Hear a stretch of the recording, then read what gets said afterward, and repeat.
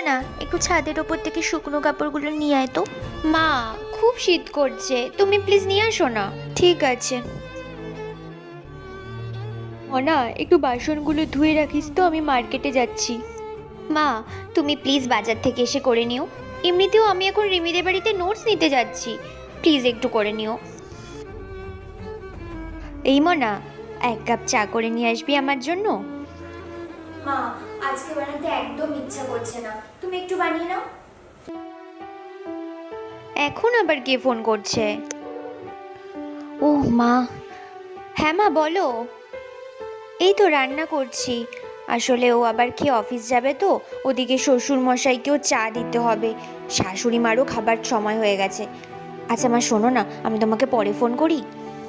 আচ্ছা ঠিক আছে। উফ, সারাদিন এত কাজ, ফাইনালি একটু রেস্ট পেলাম।